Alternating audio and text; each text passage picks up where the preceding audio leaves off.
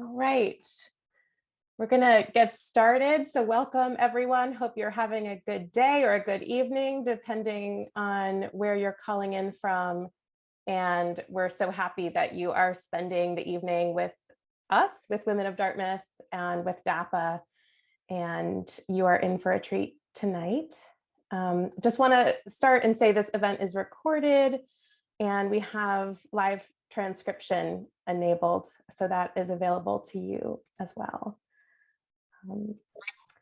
We want to acknowledge that Dartmouth is situated upon the ancestral and unceded lands of the Abenaki people. This reminds us of the significance of place, the continued existence of Indigenous people in our community, and Dartmouth's commitment to building respectful relationships with those who call these lands home today. My name is Amanda Rosenblum. I'm an 07 Global Chair of Women of Dartmouth. And I got to know the alumni who are speaking tonight while we were organizing together for the Consortium of Studies in Race, Migration, and Sexuality. And I learned so much from them and also saw them really step into their power and own their voice. And in that process, they really recommitted to the fight for Asian American studies at Dartmouth, which has been a decades-long struggle. More recently, I got to meet Lily and Maanasi, the students who are speaking tonight. And we are proud to say we're featured in the New York Times. And I really knew that we had an event. So, so prepared to be moved. The women on this dais tonight have so much grit, passion, heart, integrity, brilliance, and they are going to be really vulnerable tonight in sharing with you their stories. And I really can't think of a better way to commemorate the 50th anniversary of coeducation than talking about the way that these women have changed Dartmouth, changed their communities, and also listening to their stunning personal and professional journeys. So I'm going to bring up Sarah Gupta, who is a 19, and to me, she's the 19est of all the 19s. This class started their careers during COVID-19, and Sarah took that as a time to become co-chair of DAPA, push for Asian American Studies at Dartmouth, found and lead the affiliated alumni roundtable. And to me, she's just the epitome of what you want in a Dartmouth alum. So Sarah, I put this in your capable hands. Thanks, Amanda. Thanks for that awesome intro. Hi, everyone. I'm Sarah. My pronouns are she, hers. I'm really excited to be partnering with Women of Dartmouth to put on this event. It's really exciting to see alums connect with current students. I think it's really important that we reflect and share our different experiences. A little bit about me and how I started getting involved with DAPA. When I was at Dartmouth, I was president of the South Asian Student Association, and I also helped out with organizing APIM for a couple of years. My senior year, I got involved with 4A, which is Asian Americans for Action. And among the different initiatives that they put forward, one of them was Asian American Studies. So after graduating, I wanted to continue to build community and continue to prioritize these topics. And so I joined DAPA and was really excited to see the work that we could continue to do. DAPA was established in 1998 to foster community among the AAPI alumni of the college with the goal to further the intellectual, social, cultural, and educational well-being of our community. 2023 is the 25th anniversary of DAPA. So if you're a DAPA alum, we encourage you to put that date in your calendar for September 2023. We'll be on campus after a long time. And please let us know if you'd like to volunteer. One of DAPA's main initiatives over the past couple of years has been ethnic studies, as Amanda mentioned, supporting RMS, but specifically going into Asian American studies. So we are super excited to be supported by the college in this effort. The Asian American and Pacific Islander Fund, or the AAPI Fund, was established in December 2021, and that is the first fund of its kind that is focused on supporting study and learning related to AAPI and diasporic communities at Dartmouth. Well, the panelists will probably mention the work that they've done on the fund. I just would like to mention that it is an endowed fund. So that means that the funds that go in will generate income each year and exist in perpetuity. So this is an incredible avenue for us to speak as a community and say that we are here and we are here to stay. Most recently, a pilot program in Asian American Studies was announced. So the funds will go towards supporting that. And we see the pilot program as the next steps in making Asian American Studies a more permanent part of the curriculum, and having a curriculum that really reflects our stories and our experiences. We already have over $222,000 raised from 79 individual donors, and that's only a few months into the fund. So we're super excited to see where this can go. We're hoping to double the number of individual donors by June 30th so that we can have an impact for the next academic year.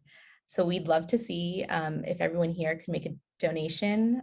We would hit that mark of doubling our donors. And no matter what amount you get, you're able to donate, it will go a long way, and we appreciate it. I'd like to also just share, please get in contact with DAPA if you're interested in learning more, interested in volunteering. You can email us, you can follow us on Instagram, join our book club. We have a lot of events going on, and we're always happy to engage new volunteers. Also, if you're interested in keeping up to date with Asian American Studies on campus, you can follow the Dartmouth Asian American Studies Collective, or DASC, on Instagram.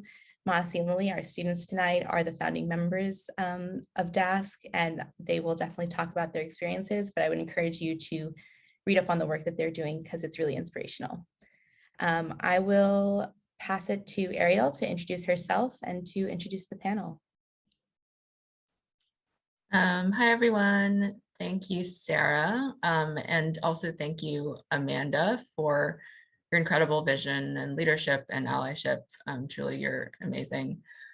So my name is Ariel Zway. I'm an 08. My pronouns are she, her. I'm super excited to co-moderate this event tonight with Sarah. And I personally know several of the women on the panel well, and we all met during COVID. And so we got to know each other virtually over Zoom in this format. And I really admire every single person on this panel immensely. And as you'll see, we have panelists from several different generations at Dartmouth present tonight. And one reason they're all here and one thing they all have in common is that they are actively working to make Asian American Studies a permanent curricular program at Dartmouth. And for me, this is an important cause. I grew up in New York City public schools. Like everyone else probably in this Zoom meeting, we learned about European history and the Revolutionary War and the Founding Fathers, but Asian Americans were really nowhere in these histories, and actually didn't know that Asian Americans had a history in this country. And I didn't know that Asian American history is American history, but it certainly is, and our stories are American stories. And Dartmouth is actually the first place I ever took an Asian American history class, and it's where I learned that Asian Americans have been part of the fabric of the Americas since the 1600s. And Dartmouth is where I took a transnational literature class and read works written by Filipino and Korean and Indian authors about how they navigated being part of a diaspora in the US. And where, really I saw myself, kind of my own experience reflected in this literature. I learned that there is a lot that can be revealed about race and justice and injustice and the nuances of the American experience through Asian American Studies courses. And, unfortunately, the professors that I learned from at Dartmouth have now since gone, and gone are also those classes that I took, but there are new faculty present now at Dartmouth who teach Asian American Studies.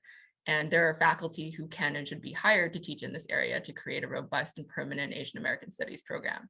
And Sarah and I and the panelists all want that to be available for generations to come at Dartmouth, which brings me to our event title today, which is Stories of Change. And in preparing to moderate, I kind of have been reflecting on that title and on change and what it takes to create change. And for me, a theme that has emerged is courage, and the fact that it takes courage to stand up for something and to advocate for change, especially where stories have not been visible or have been silenced or have sort of gone recognized. Speaking really does take courage, and some of the most recognizable and vocal Asian American advocates have grappled with this issue. And I was reading the other day a story about Helen Zia, who's a prominent Asian American LGBTQ rights activist, author, and journalist. And Helen was interviewed a couple of years ago by USA Today because she was selected to be one of 100 women who have made a substantial impact in our country since the passage of the 19th Amendment. And in this article, she's asked, what is she most proud of? And how did you go about making an impact? And Helen told the interviewer that there were absolutely times in her life when she didn't feel comfortable speaking up, but she always wished she had, and that her proudest moments were those in which she did choose to stand up and raise her hand and raise her voice. And when Helen was asked, what is your definition of courage? Helen replied, courage is facing down the things that you're afraid of. Courage is saying, what's the worst thing that can happen to me? Well, that's not so bad. I can face this. I can do the things that people tell me I shouldn't do, because there are really no shouldn'ts. And according to Helen, we can recognize bravery in ourselves and know that once you take that step, you can take another step and another step and another step. And I wanted to share Helen's comments because in so many ways, the journey that these women will speak about tonight is a story of steps taken by each individual, but also of steps taken by one generation and continued by another. And particularly where we are today, where there is a rising tide of anti-Asian violence in our country and high-profile incidents of violence against Asian American women in particular, I am really proud of the ladies here tonight and really admire their courage in making their voices heard. And we hope that you're inspired by them to make your voice heard as well, and to help us make Asian American histories and contributions a really visible part of the fabric of Dartmouth in our country. And we hope that these stories of intergenerational change at Dartmouth illuminates layers of the Dartmouth experience and beyond. And with that, I will pass it back to Sarah, who will now ask the panelists to introduce themselves.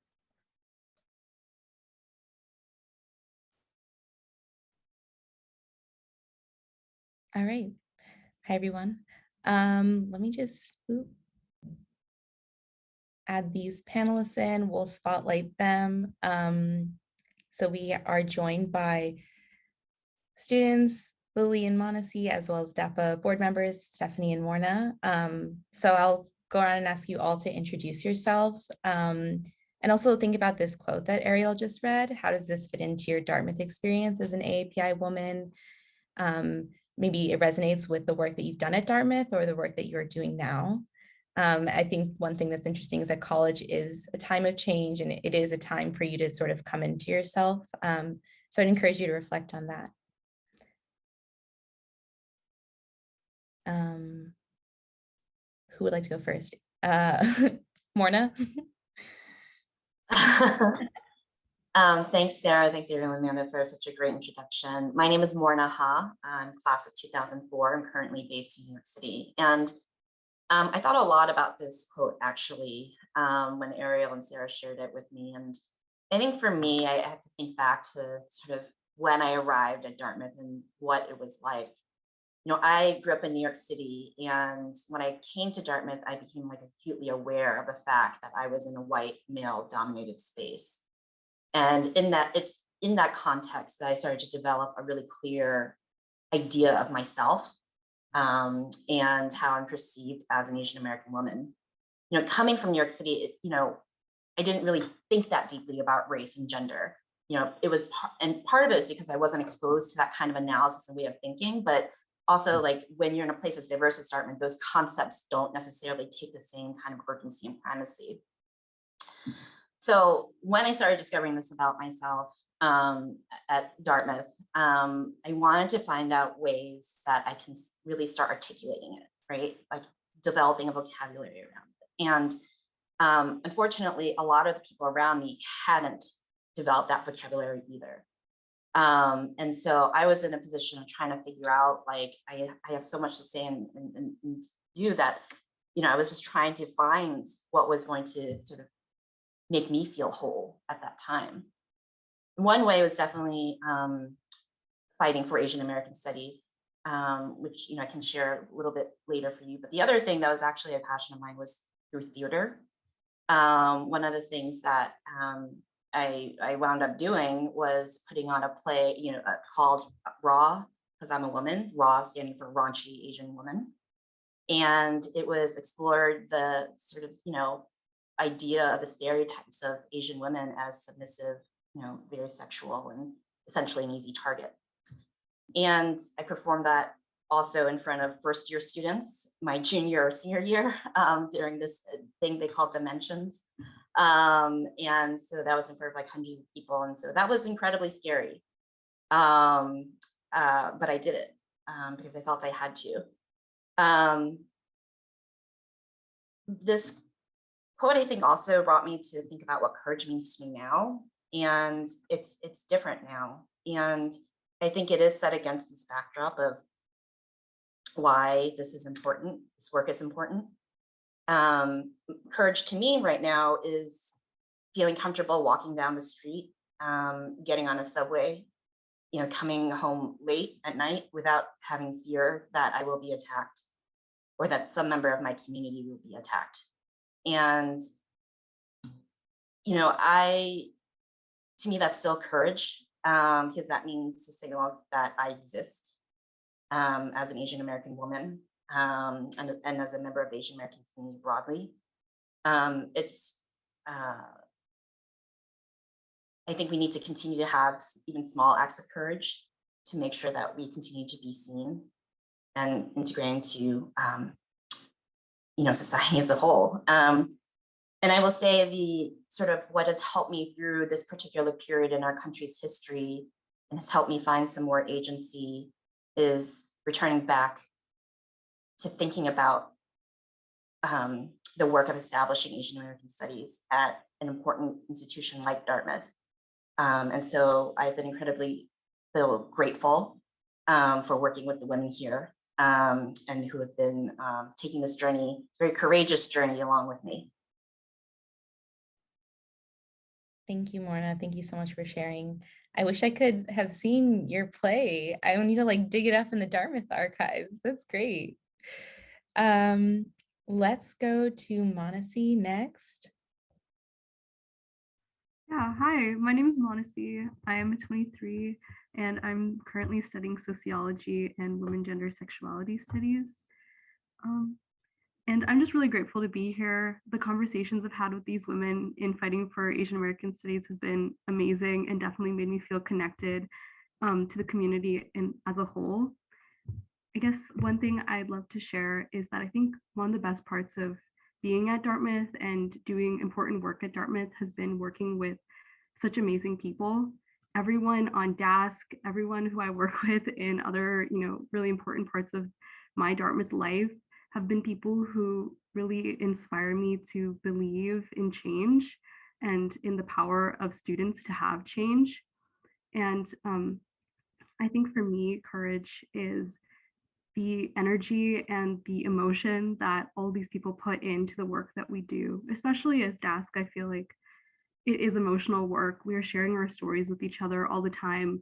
We are talking about things that hurt us, things that uplift us, and all of these things take courage to work on. And I just wanted to give everyone on DASC, including Lily, a shout out because it's hard work, but it's worth it. And yeah, I think that's really what courage means to me. Yeah. Is there anything else that you wanted us to talk about, Sarah? Just that intro. Thank you so much. That's really beautiful. I think the courage to be vulnerable is really important. And I think that that's how we make these really special connections. So thank you for being here tonight and for connecting with us. Steph, would you like to go next? Sure. My name is Stephanie Westnedge. I'm a 92. And yes, we are having our 30th reunion this year. And I'm freaking out a little bit. Hi to Kelly. I see my classmates here on the call. Thank you for joining. I started to get involved because, like a lot of people, seeing that video of George Floyd was just so upsetting. And I had to do something. And suddenly there was an email from DAPA about the Social Justice Book Club. And I found I just had to get myself more educated. And then for a lot of us here, with the Atlanta spa shootings, we had to pivot and realize we had to do something for ourselves.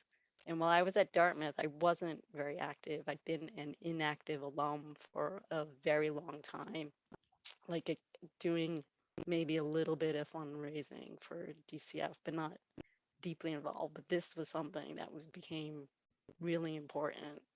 So now we meet every week, we email a lot, we do things to help, um, you know, make Dartmouth a better place, because 30 years ago, 30 plus years ago, when I was on campus, there was very, very little available.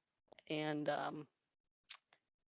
the closest that I could get, that I could find, because I wanted, because I'm mixed race, because my father's white and my mother's Chinese. I've always lived between worlds, and I wanted to know what was it like to feel like you belong in the Americas. So I read a lot of Native American literature. I minored in that, in English lit, and I found out they were just as displaced as us. But it's even worse for Native Americans because they're so close to the land. And whereas a lot of us, we had our ancestors had the choice to leave. So for me, a personal journey happened after Dartmouth, like discovering writers like Maxine Hong Kingston and Amy Tan. And like when Mulan came out, that was a big deal. I mean, pop culture is like a really good place uh, for us to like start seeing ourselves and start, um, just seeing different ways that we all can be. Um, Connie Chung every night on the news, reading the news, that was a big deal because there was just so little visibility. Because I grew up in a small town from Rhode Island. There was only one other Asian family in my town, and it was a white guy who married a Filipino woman, so another mixed race couple.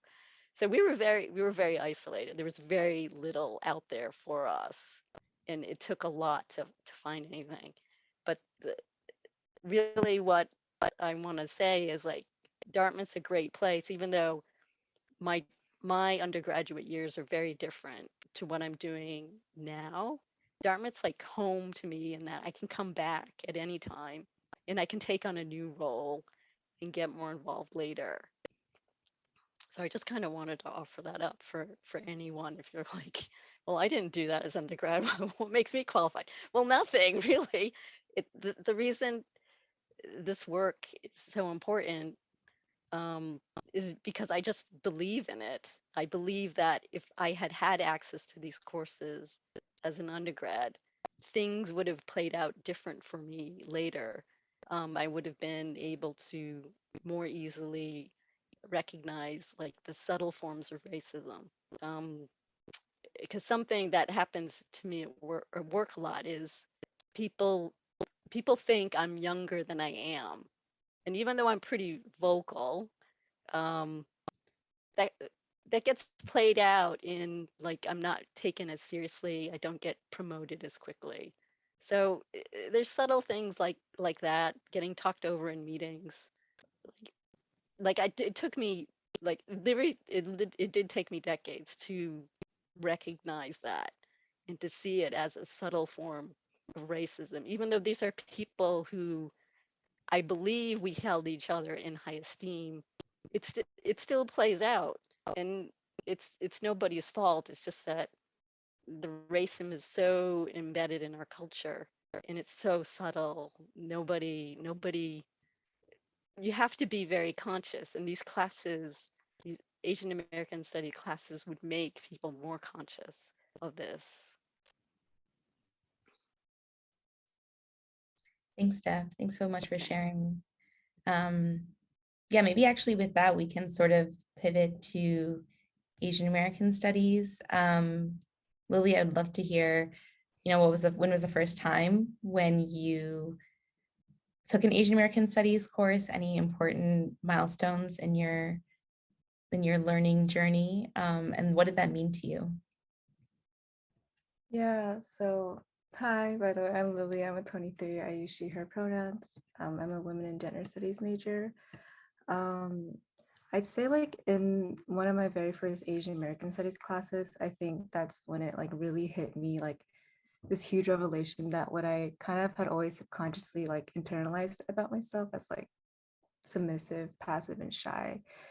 I think that was like, it was in like the very first Asian American studies class when I first realized like those weren't inherent fixed parts of me, but rather they were like part of these larger like racialized stereotypes that are like reproduced by institutions, popular culture, and society, all of which like I internalized as truth, and all of which like as I saw myself as like the way that like we were perceived by society. Um, and I realized like because like racialization kind of fundamentally impacts like the way you speak, think, and move throughout society, I think unlearning or starting to unlearn all these stereotypes about me, specifically as like an East Asian woman, was very transformative. And I think that was when I first like saw myself differently for the first time after taking this class, and saw the world differently. And so I think like the classroom became like the transformative site where I think like what Morna talked about, like I was given like the language to finally articulate and understand myself and the world around me. And that was like that first step to like developing a political or racial consciousness. And I think that's why like the impact of like Asian American studies is like so crucial and so essential, because like I think without language, it's like practically like impossible to contemplate or process like things that happen to the self and like to other people, and then what we can do to change about it. And I also did want to say something about like the quote about courage, because I thought that was a very compelling quote, and I think it resonates so much with like the current momentum that we have as DASC in Asian American Studies. Because I think like we never go to work expecting that it's going to be easy or smooth, or that like there will be immediate rewards within a short time. Like we know that it's a long and enduring fight, especially like it's been 30 years in the making, and it requires a lot of like personal sacrifice and responsibility. Also, I think what Maanasi was saying, how like it's really taught us to what it means to rely on each other, what it means to be a collective, what it means to really like trust each other and work with each other.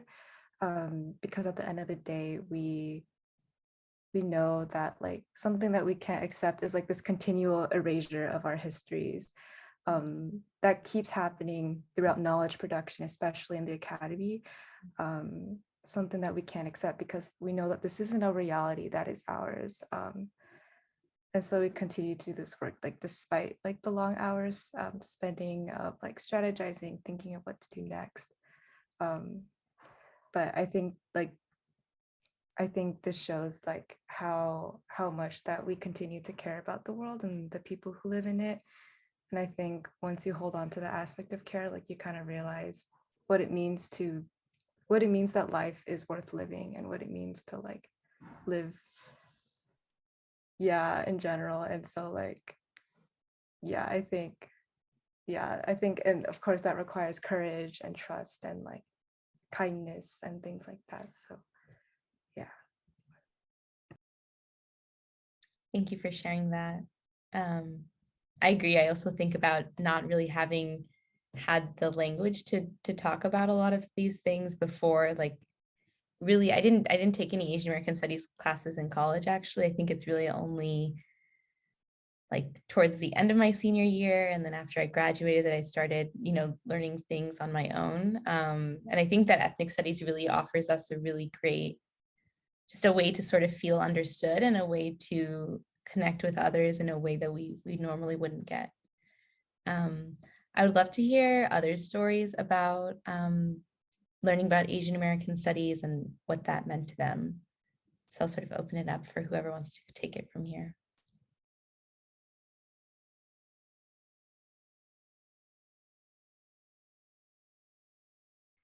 I could jump in. Well, I haven't taken as many Asian American studies classes because I feel like a large part of like my like radicalization and all of those things kind of happened after a lot of conversations I had with Lily. So thank you very much, Lily. One of the really great classes I just took was an independent study that I organized by myself with Professor Najwa Mayer, and that was amazing. I got to read all the books that I wanted to read about South Asian American diaspora, and I really had a chance to take control of my own education in that way because it wasn't being provided to me, while still utilizing the resources at the college. And I feel like it was a really wonderful experience. And at the end, I produced a lot of like papers and things like, which really made me realize how much I have learned in the last 9 months. And I think what has like, I had a conversation last night with my little sister about this, and we love talking about TV shows. And a few months ago, my sister predicted, after we did this little mini podcast about Never Have I Ever, she kind of predicted that there is going to be several more South Asian American characters on TV shows, and she was so right. And we were just talking about things, and I was unpacking like things that we had seen in TV shows, things about our own lives in ways that she had never heard. And I realized, well, 9 months ago, I had never heard this. I would never have been able to tell this story this way or rationalize these feelings in these ways. I would never have been able to unpack this. And I think that kind of speaks to what Lily was saying about the power of education. And I think a lot of like my activism and like what drives me is these kind of conversations I'm having with my little sister, with my community members about what we can do and what is happening in the world around us. And I guess I'm being a little vague about what we were talking about, but I think like how Lily was talking about what becomes unveiled when you know more, that has been really important to me in Asian American studies. And it's kind of what fuels me to keep working on this, because it is sometimes hard when you don't know exactly what the destination is. But I think that being involved and like learning these things, like you take one class and you're like, wow, I wish I had known that. Why isn't everyone learning this? And I think that is what makes it important. So yeah, I just wanted to share that because I think if everyone can, everyone should definitely take an Asian American Studies class. There aren't that many offered, but there are a few, and we try to highlight it on the desk Instagram. So you should definitely follow us and keep in touch. But yeah. Thanks, Maanasi. I think the point of a liberal arts education is to really be exposed to different ways of thinking and to be a more well-rounded person. So I think it does fit in very well with, what we want to get out of our Dartmouth experience. Morna, would you like to answer this question? Yeah, it just makes me think listening to Lily and Maanasi, and my first Asian American Studies class ever was with Professor Vernon Takashita, who taught an Asian American history course. But the one thing I wanted to sort of reflect on was the fact that that course actually led me to my current career. And it really shaped sort of like what I've been doing the last 20 something years of my life. I think it's 20. I think for me, it's not necessarily, it led me to a path of like really thinking through, how do I serve the larger public good? How do I find the stories that aren't being told, that need to be told? And from that, sort of like little seedling that I started to fully understand through Professor Takashita's class, it took me to, working in government, working in advocacy organizations, and now in education broadly. And I just wonder, whether or not you're going to stay working within an Asian American community. It's the idea about how do you make a more inclusive society that works for everyone. And that I think has really been pivotal to my career, and I intend to stay in public service for a long time because of it. That's amazing how one class can really help to shape what your future is going to be like. Stephanie, do you also want to answer this question? Sure. Unlike Morna, I'm a tool of capitalism. And but um, BT, I work for British Telecom. BT's doing a lot of work internally um, because the CEO recognizes that as a big telecom company that serves everyone, the employees need to reflect the population they serve, and it needs to build a culture that is inclusive. And it's not just the good thing to do; it's business sense. The younger generations are demanding companies um, change and be more inclusive, and they're not going to tolerate um, working for a Scotch-Shield company where racism is tolerated. And they're they have held people accountable for racist behavior in the company. So it's actually, I actually think BT's gotten to be a better place to work in the course of my career. It's become consciously more inclusive. There's more formal training. There's more support for managers um, to build inclusive teams, because it totally makes business sense that when people can bring their whole selves and be their whole selves at work, they're more engaged. They make better decisions as a group. They don't get caught up in groupthink. They don't get caught up in just saying yes to the power. They feel free to raise issues and work through problems, and they trust each other. And those are the best performing groups.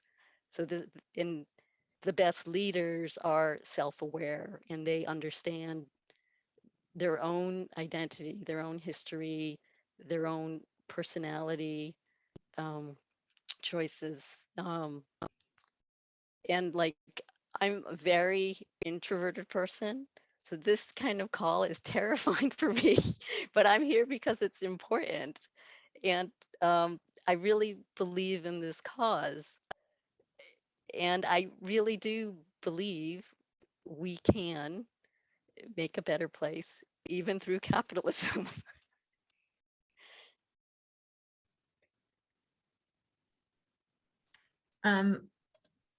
Yeah, thank you to all the panelists. I mean, just in kind of thinking about some of what people have said, like there's a lot of themes of like finding language and like coming to a new awareness through some of the Asian American studies courses or like kind of current events, and wanting to do something about it. And these being actually quite influential in your Dartmouth experience or in your careers and professional pathways. And I definitely can relate to that. You know, many of you guys know on the panel that I'm a family lawyer, and when I represent people in court, like language is so important, finding the right language and like understanding people's circumstances.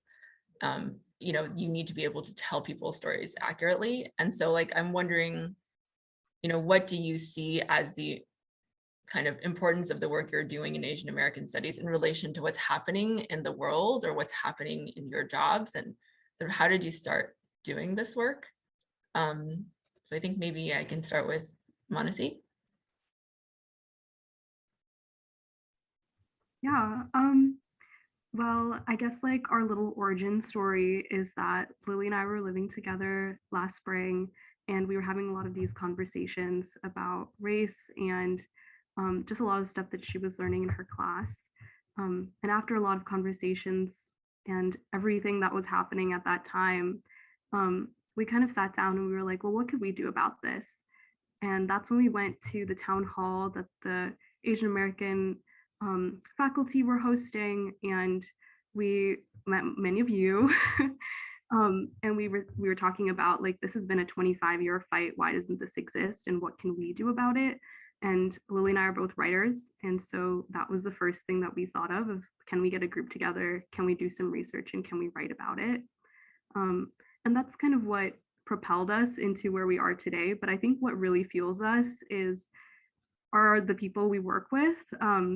It's the progress and the students that we've talked to who this really matters for. And I think that is really what brought us into this work, and it's what keeps us in this work. I think something that a lot of people don't know about the statement that we wrote is that we went out and talked to a bunch of students who were not involved in DASC during the summer when we wrote the statement, and we asked them about their lives. And I think that was one of the most rewarding parts of our work so far, was talking to people and asking, have you taken an Asian American Studies class? What do you wish you could learn here? And like, what is it like to be Asian American on this campus? And I think that coming from, Los Angeles area, me and Lily grew up in really diverse neighborhoods. And so coming to a predominantly white university, we found a lot of solace and comfort in kinds of like new experiences that we were having in talking to other people. And it is really what drives us, because we truly believe that everyone should take Asian American Studies class and should have the opportunity to. But yeah. Awesome. It's really interesting to hear like about current efforts, because some of us on the panel like were involved in these kinds of efforts or like similar efforts when we were in Dartmouth as well. I mean, I would love to hear briefly from you, Morna, like what is your reaction hearing Maanasi talk about like current efforts? Well, one, I'm really amazed and impressed and inspired. That was my first reaction, just listening to Lily and Maanasi talk. And every time we get on calls like this.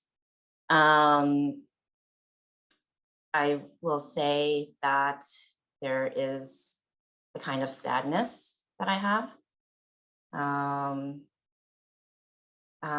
Because yeah, it's 25, 30 years later, and it feels like we have made some progress, but we haven't really, in the grand scheme of things. I think a lot of the work, I think there's been a lot of partnerships that we've developed recently that give me a lot of hope. My only other thought around this is, now is the moment that I believe that big change can happen, big sustainable change can happen at Dartmouth. And,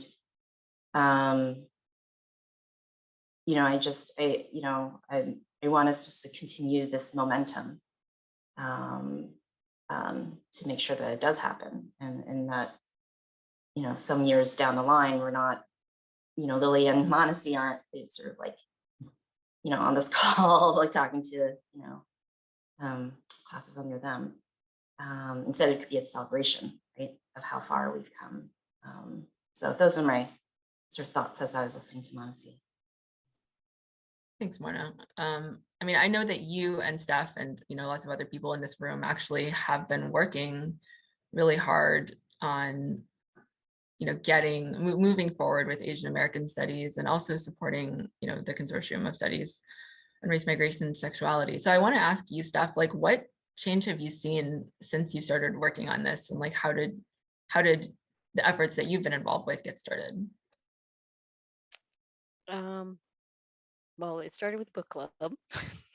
So books can change the world when you get a group of people together to talk about it. And it was partly because you, Ariel, talked about, there was this consortium that talked about intersectionality, because that was something that was coming up in book club a lot. It wasn't only race, it was class, it was education, nationality, ability, ageism, just everything. Because also because I'm a gay woman, I was very aware of that coming in, and being mixed race, I was always very conscious of migration. And so it started with that. But when we started looking at what was offered at Dartmouth, because it's a place we care about, and I was going through a midlife crisis where I'm being very reflective on how I would have done things differently. we we started to really see that it was a big gaping hole, that there was no real formal structure. Asian American Studies supported Dartmouth. I mean, there's classes, there's some in English Lit, there's some in women's studies, there's some in sociology, but it's unless something is like a heading in the course catalog, it's going to be really hard for people to find it. And to bring it back to my identity, my mother, she was trying to figure out what to do with her kids, because we're not Asian, we're not fully accepted as American. And if you know the history, the term Asian American came up from in about, I think, 1968. I will defer to Lily and Maanasi to correct me on my history, because they're better versed on it, for the Third World Coalition, I think. And but my mother, she was trying to figure out what to do with us, because we don't look exactly like her. I don't look exactly like my father. So she came up with the term Amerasian, which is close. And she did this on her own. So it was, it became more important to just focus on the Asian American issue, because nobody knows, very few people know that Asians have been in the Americas as long as the Spanish. How we've been singled out. People don't understand how migration, it's just so complicated. And just to give you a little anecdote on my mother's side, my mother's from Malaysia, but she's ethnically Chinese. And people think that people are just migrating just from China or from India, but it's like, no, the diaspora goes way out. The Coes migrated to Malaysia, I think the late 1800s, and then my mother met my father in the late 1960s, and now she's here. And I've got cousins all over the world. I've got cousins in Germany, Canada, Australia, Singapore. They're everywhere. But most typical Americans don't realize this. And this is like a big part of human history, as well as American history, is like people just move around a lot and they intermarry. And it's just so fascinating to think of things like, people don't know that Keanu Reeves is a quarter Chinese. Who knew that? So it's really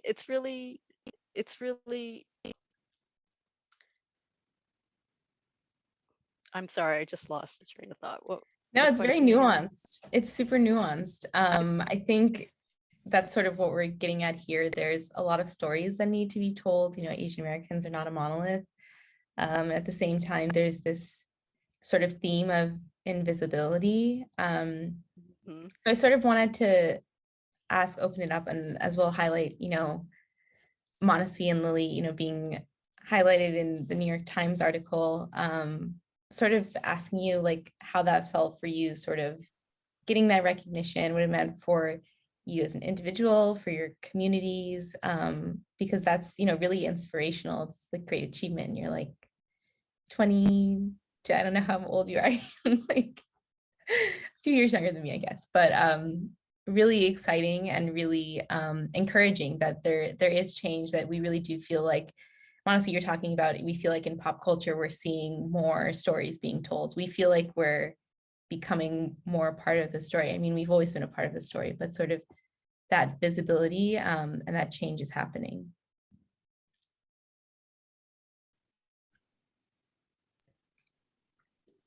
Sure, I guess I can talk about that. Yeah, I think it was very unexpected that the New York Times reached out to us for an interview. And so I think that was like kind of like the moment where we're like, wow, like I guess our statement is like kind of creating widespread attention, like even outside of Dartmouth, and like this is having like an impact on people outside like the student alumni faculty relations. And I think that just goes to show how like it's not only that the students and faculty desire to be seen by the university, but what like to be seen in the university also means that it is possible to be seen outside of it in the broader American society and transnationally. And so I think it was just very kind of like a milestone for DASC, seeing that, oh wow, like we have a chance to like create publicity. And I think that's so important in like moving things forward, especially with like Dartmouth administration, like seeing how this is getting so much attention, kind of like, yeah, like pushing the administration to kind of like move things forward, like seeing how important this is. And honestly, if you wanted to add anything. Yeah, I feel like you said that so well. And I guess like on a like slightly different note, I think like a little like little known fact about the New York Times article is that originally they just wanted to take photos of me and Lily, and we were like, no, there are a lot of us and we want all of our faces on it, if possible. And they were like, sure, let's do it. And then they came to school and we did a photo shoot with everyone, which was very, very cold and very funny, and a bit of a bonding moment for all of us, trudged out in the snow. But I think what was really like talking about like our faces and visibility in that sense, I think is really important to like also kind of look a little bit at the diversity. Like when we talk about like Asian American is not a monolith, thinking about who's doing this work and how this work isn't just for Asian Americans, it's for everyone. We've been talking about how like Asian American history is American history. And I think that's so true. I think something that was really exciting about the publicity around this article was that Dr. Mishra tweeted about it, and so did David Eng. But Dr. Mishra, he wrote this book called Desi's Divided, which I read a little bit for my independent study. And I think it's really cool that he tweeted, but like specifically he said like, great to see South Asians working on this. This is amazing. And I think that was something important to me personally, specifically because I think growing up, I never really thought of myself as Asian American. I thought of myself as like Indian. And I think as a coalitional cross-ethnic identity, I think that's something that our movement can like should and continue thinking about. Like, I don't know, when I was talking about those interviews that we did for our statement, some people expressed that same feeling of saying, okay, but is it like the same? And no, it's not the same. Our experiences are not necessarily uniform, but there's a lot we can talk about. We can talk about being perpetually foreign, the model minority myth, the wage disparity within our communities, undocumented Asian Americans. There's so much for us to think about, not just like cross-ethnically within the Asian American community and diaspora, but beyond, and thinking about our relationships to the Indigenous community, our relationships to Latinx community. And there's a lot of work that I think is really important from there. And so in terms of like visibility, like to tie it back to the question, I really do think that it's important for visibility of what it means to be Asian American. And I think this is one of those articles that not only show like this is an ongoing continuous fight, but that this is a fight for everyone, and these are the people who are working on this. And I think that was really important for me personally, as someone who still continues to struggle with the word Asian American as something that has in the past and continues to be really complicated. And I think complicated for good reasons, but things that we need to explore. And that's, again, why we need Asian American studies. We need the opportunities to explore these things, and everyone should. Thank you, Maanasi. You put that so well. So many great points. Our students are our future. They're doing great work. We're so proud of them. You sort of touched on a little bit on like different, subgroups in however we consider Asian American. So I was wondering also, maybe Lily, if you'd like to talk about more, building coalition across different groups and intersectional activism, how that's helped you. Yeah, so I want to see that was great points, by the way. I think like it's so important. I think like something that DASC is really trying to like emphasize is that like we very much build on like coalitional activism, where we like kind of come together with like shared ideas, objectives, and experiences rather than just like blanket identities. I think Stephanie mentioned like the Third World Liberation Front that happened in the 1960s, where Pan-Asian was actually arose out of a political category rather than like an identity category. And so I think something important about like talking about like coalitional activism, which very much closely ties into like the field of Asian American studies itself as like inherently very relational with like not only like interethnically with like East, Southwest, West, Southeast, and like South Asian groups, but also like between like Black and Asian groups, Black Latinx solidarities, Asian Latinx solidarities, kind of the notion that like to study Asian American history, we can't talk about Asian American history without also talking about how it's connected with like the transatlantic slave trade, the Chinese and Indian coolie trade, indigenous possession, how these histories are all very interconnected, and what this means for coalition building and solidarity among different groups. I think that's like very important. And yeah, I think right now with the current courses at Dartmouth, actually we're seeing like, I think a lot of it is pretty like East Asian focused. And I think like a lot of like the current momentum for like changing the field is like kind of like thinking about how we can think of Asian Americanist critique as like something that kind of starts to move away a little bit from just identity categories, but rather like analyzing the structures and histories that created identity in the first place, tying it to like histories of like US imperialism and Orientalism.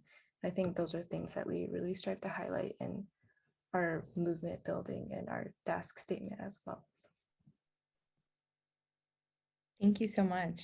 I'd also like to ask Morna, who is our chair for our subcommittee on Asian American Studies, how we engage different alums to work together. DAPA does an affiliated roundtable every month. So we meet with other affiliated groups, and just a lot of the points that Lily touched on really resonated. We really do think it's important to learn from each other and lift each other up. But Morna, I would love to hear what you have to say, Morna and Steph, afterwards.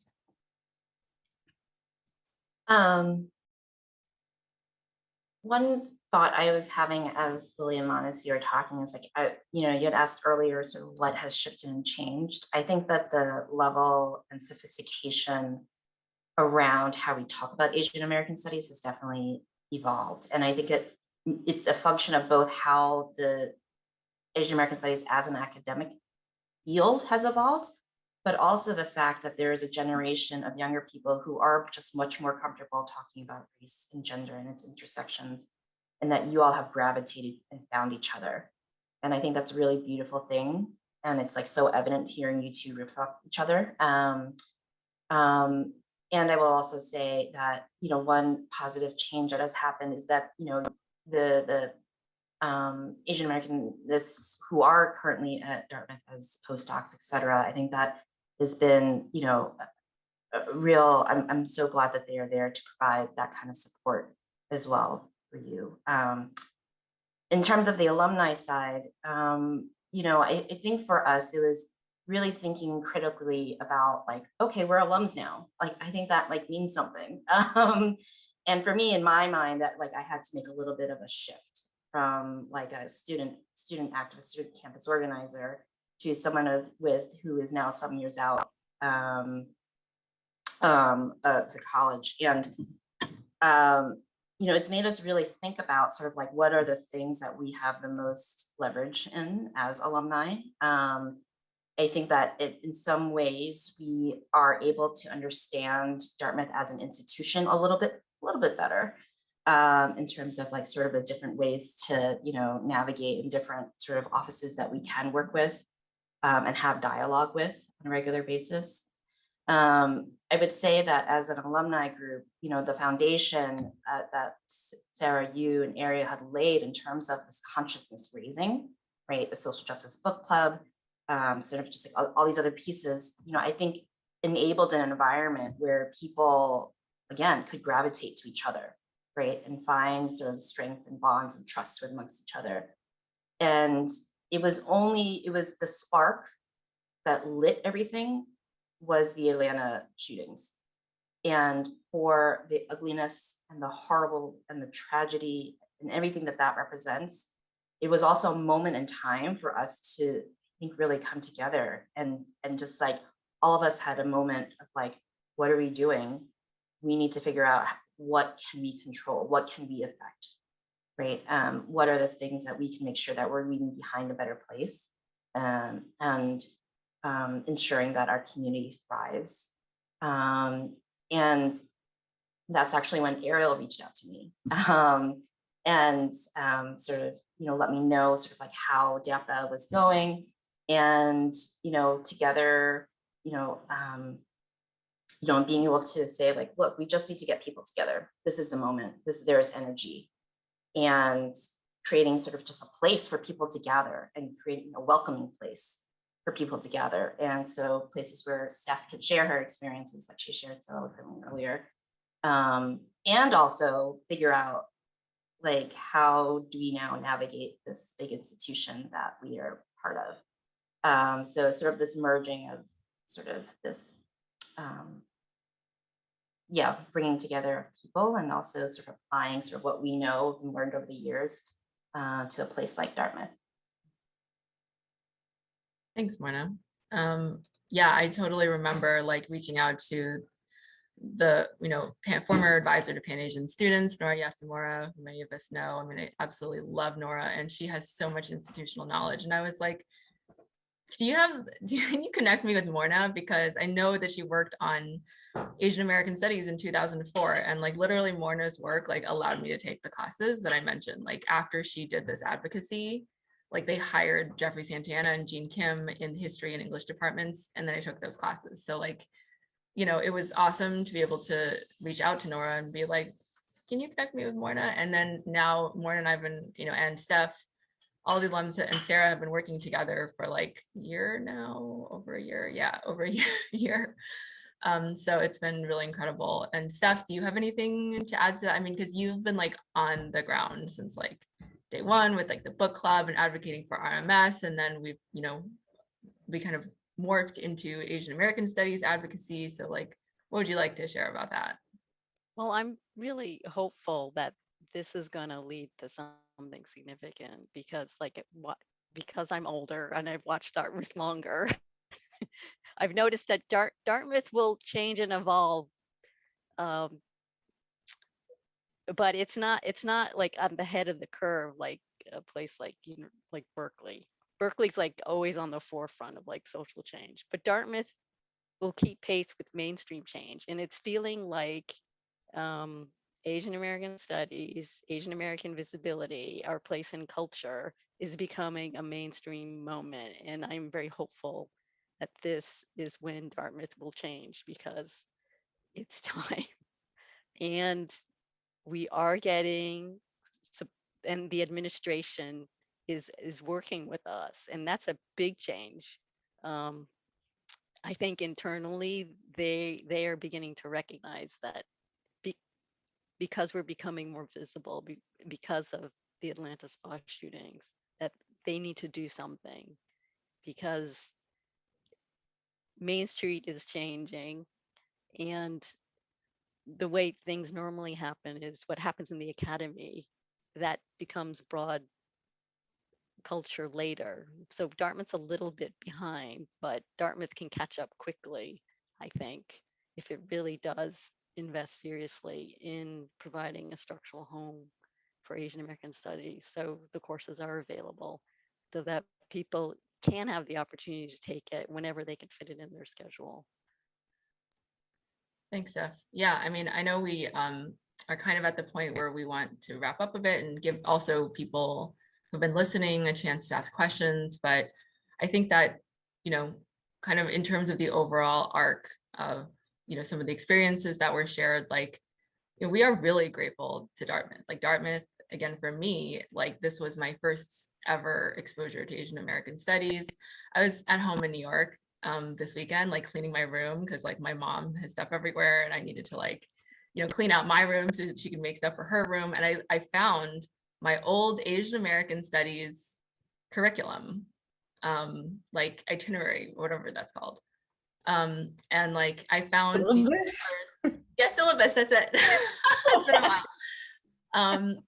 And yeah, I found those and like the articles that I had saved being like, these are great articles. I want to go back and read them. And like this paper I wrote that like the professor had like marked up and like old, you know, financial aid statements from Dartmouth and like literally like the DOC trips notice that people mailed to me. And I was like super grateful to Dartmouth. I was like, wow, Dartmouth has really given me a lot. You know, so, and I think that all of us come from this place of like, we love Dartmouth, we want to see it grow, you know, we feel like it is responsible for our growth. And so we want to keep investing in it and we keep finding this great sense of community and coalition in each other, not only in DAPA, but, you know, through Women of Dartmouth and all of our other, you know, affiliated group allies. And you know, we know that lots of other clubs too have, you know, been donating to the fund or exploring donating. So we're super grateful to that. So maybe in the last minutes that we have, if anyone has any questions, let us know, drop it in the chat and we can answer them.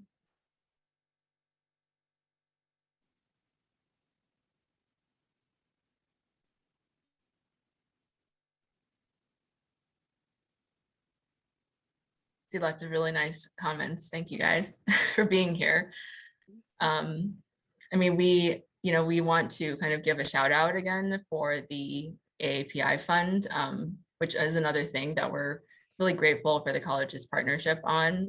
They, you know, really worked with us very hard to develop language and develop the goals together. And so, you know, again, we are hoping to kind of reach 150 donors. I think we're only 71 donors away from reaching that goal for June 30th. So it would be awesome if people could donate any amount just to kind of show that, you know, people are interested in this and want to see it succeed. And we know that these funds will go to, you know, the faculty who are working on Asian American studies once it spins off of the endowment. And I see an audience question. Can you share the priorities of the fund for the general audience? Anyone want to take this one? Perhaps Morna or Sarah or Steph? Morna, I think you've been working more closely with the administration. Yeah, you know, yeah, I am so thankful for Dartmouth for a lot of different things, bringing me to you all and my closest friends, and just like treating the person that I am today. The AAPI fund has been a great partnership with the college. Essentially, it's an endowed fund, which the fund would then go on to support co-curricular extracurricular activities that relate to the study of Asians in America. And the fund will be advised by faculty members who have investment in this work. The fund can go towards things like creating symposiums, lectures, funding, you know, off-campus experiences. It can go towards, you know, contributing to the overall growth of Asian American studies as an academic field and as essentially a community too. So, like Ariel said, contributing to the fund, this historic fund is just, I think, what means a lot to our community. I think we fought for a long time and our students are currently still fighting. And we know that the fund is going to be so critical in sort of getting us to a long-term vision in which Asian American studies and our communities are sort of fully realized and recognized on campus. Thank you, Morna. That was wonderfully put. As we wrap up, I would just love to hear people's closing thoughts on what's the future that you want to see for Dartmouth students, alumni, and the world, and what would success look and feel like?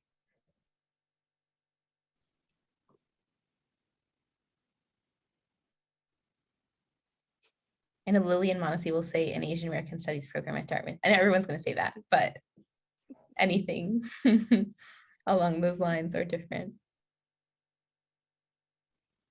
Well, Yes. Oh, sorry.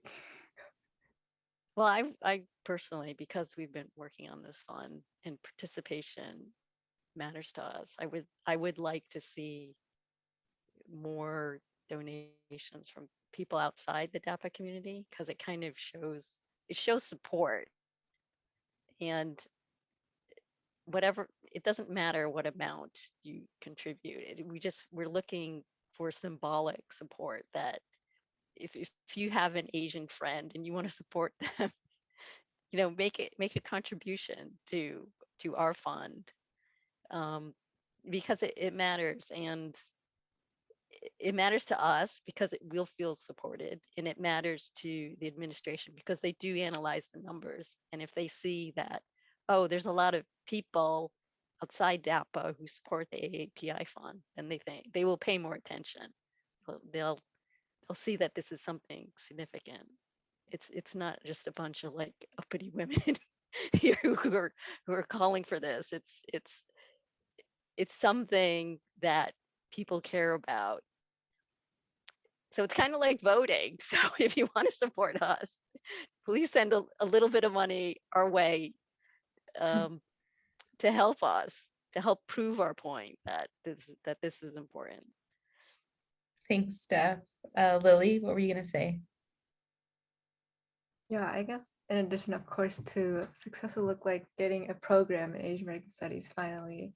I think like success can take form in many ways. And I think maybe idealistically, it's like finally when, like, what does it mean to not have to talk about like our histories being erased anymore? What would that look like? And what would it look like for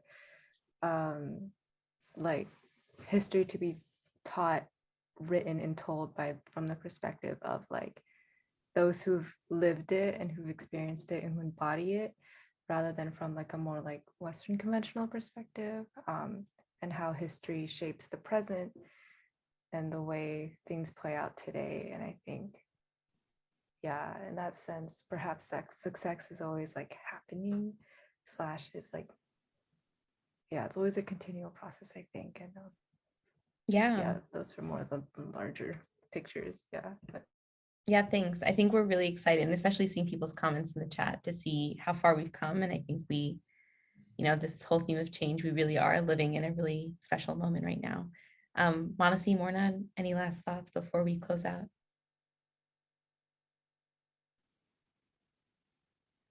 I think just thinking big picture, sorry, Maanasi, just thinking big picture and how, ultimately if things like Asian American Studies are studied, taken broadly by everyone, I wouldn't have to walk into spaces both professionally and socially and feel like I have to explain myself. And then if I mention something, there'll be some recognition in someone's eyes as it relates to my family, where I come from. That would be nice. I think what we're looking for is just a sense of belonging, just that we can just walk in a place and be our whole selves without having to explain ourselves. Definitely, it's exhausting. Maanasi, I want to make sure you get a chance to say bye. Say what you have to say. Yeah, sure. I think for me, and for like most of us, I think that like moving away from the area studies model that Dartmouth currently follows would be like one big thing, just to like recognize our interconnectedness as people and like people of color specifically, I think would be so great. And kind of like what Morna says, like I want future Asian Americans, like Asian Americans at Dartmouth, to be able to articulate their histories, to be able to understand what's happening to them, why it's happening, to be able to have that information, that background, and that agency. And I don't want just Asian Americans to know that. I want other people to know it too.